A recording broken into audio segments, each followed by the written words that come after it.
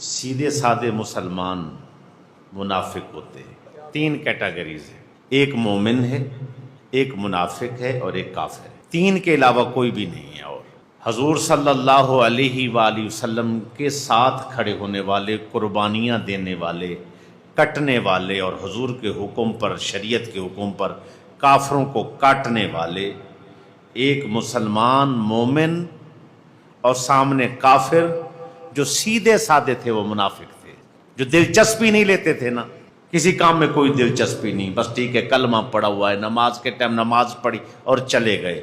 जब हुजूर ने फरमाया जिहाद को चले तो जवाब क्या आया, जी हमारी फसलें पकी हुई है, भाई हम ऐसे रोलों में नहीं पड़ते। वो सामने जब लड़ने आए आप हर वक्त हमें कहते हैं लड़ो लड़ो, कब तक लड़ें, कितना लड़ें। तो जिन्होंने ये रवैया अपनाया वो मुनाफिक थे। आज हमने देखना है दीन लुट रहा है और दीन जो है इस तरह जिसके ऊपर हमला है, अगर हम अभी भी सीधे साधे हैं तो हमारा किरदार किन लोगों वाला है, हम कहाँ खड़े हुए। इस ज़बानी कलमे का एतबार ये रईसुल मुनाफिकीन ठहरा है। वो बंदा पहली सफ में नमाज पढ़ता था, अब्दुल्ला बिन उबई उसको कहते हैं रईसुल मुनाफिकीन, मुनाफिकों का सरदार। कुरान कहता है इन्नल मुनाफिकीन फी दरकिल अस्फली मिनन नार, मुनाफिक जहन्नम में अबू जाहिल से, अबू लहब से, बड़े बड़े काफरों से भी जहन्नम में निचले दर्जे में होंगे, उनको ज्यादा अजाब होगा। तो अब हमने सिर्फ बचना है तो मोमिन रहना है तो बचना है।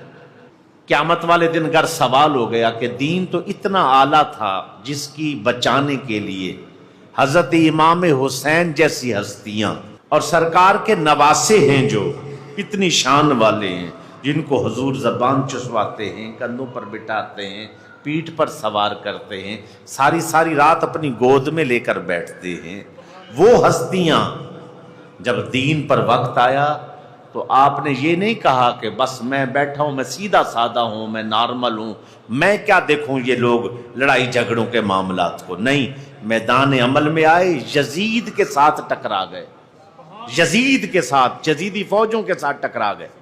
आपने मदीना पाक में बैठकर कदम हाथ नहीं चुमवाए, जब वक्त आया तो यजीदी फौज से टकरा गए।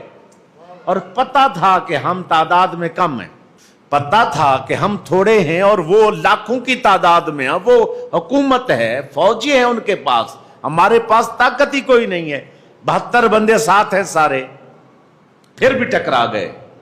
तो अगर यहां इमाम हुसैन न टकराते ना तो कयामत तक जवाज बन जाता। क्या जवाज? कोई भाई नबी का नवासा होकर, सैयदादा होकर अगर वो चुप होकर बैठ गए तो हम भी चुप रह सकते, ये दीन का हिस्सा बन जाता, चुप होना, सीधा साधा होना।